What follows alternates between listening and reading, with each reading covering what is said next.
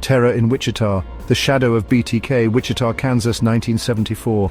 A dark cloud settled over the city. Fear clung to the air like fog. A predator stalked the streets. He was cunning, meticulous, and utterly ruthless. He became known as BTK: bind, torture, kill. The BTK Killer terrorized Wichita for over 3 decades. He vanished and reappeared. His silence was as chilling as his crimes. He sent taunting letters to the police. Each communication was a puzzle piece in a horrifying game. Families lived in fear, never knowing when the monster might strike again. The city held its breath, waiting for answers that seemed impossible to find. The BTK case became a haunting reminder that evil can lurk in the most unexpected places. Unthinkable acts, a trail of victims. BTK's reign of terror began on January 15, 1974. The Otero family, Joseph, Julie, Josephine, and Joseph Jr., were brutally murdered in their own home. The crime scene was horrific. The killer had strangled his victims. He left them posed, forever frozen in their final moments. Months turned into years, and the murders continued. Catherine Bright, Shirley Vian, Nancy Fox, Maureen Hedge, and Vicky Wegel became victims of BTK's depravity.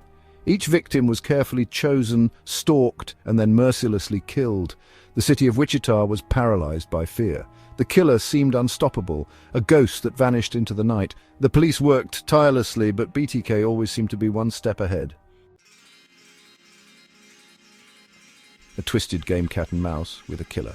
BTK craved notoriety. He didn't just want to kill, he wanted to play with the authorities. His letters to the police and media were chilling. They contained details only the killer could know. He reveled in the fear he instilled. He taunted the police with clues, poems, and even puzzles. BTK seemed to enjoy the chase as much as the kill. He controlled the narrative, turning his crimes into a macabre spectacle. The cat-and-mouse game went on for years. The letters stopped in 1979, and many believed BTK was gone. But he was merely biding his time, waiting for the right moment to resurface. Section 4, Behind the Mask, delving into Dennis Rader. In 2004, after years of silence, BTK resurfaced. He sent a letter to the newspaper. He claimed responsibility for an unsolved 1986 murder. He included a message, "I'm back." This time, however, technology had advanced. DNA evidence from previous crime scenes was re-examined. The police used new techniques to analyze BTK's letters. They discovered a crucial clue, a deleted file on a floppy disk he had sent. The file led them to Dennis Rader. Rader was a seemingly ordinary man. He was a church council president, a Boy Scout leader, and a compliance officer. He was a husband, a father, a neighbor. The contrast was shocking. How could this seemingly normal man be the monster who had terrorized Wichita for decades?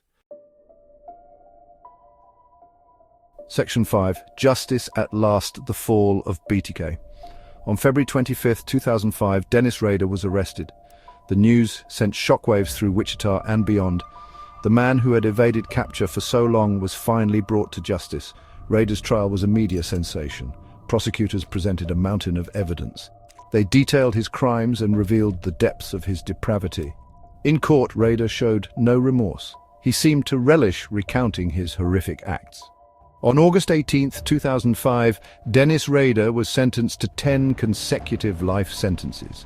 The judge called his crimes cruel, heinous, and atrocious. The BTK case remains a chilling reminder of the darkness that can lurk beneath the surface of even the most seemingly ordinary individuals. Subscribe to our channel for more true crime stories, and don't forget to like and hit the notification bell to stay updated with our latest content.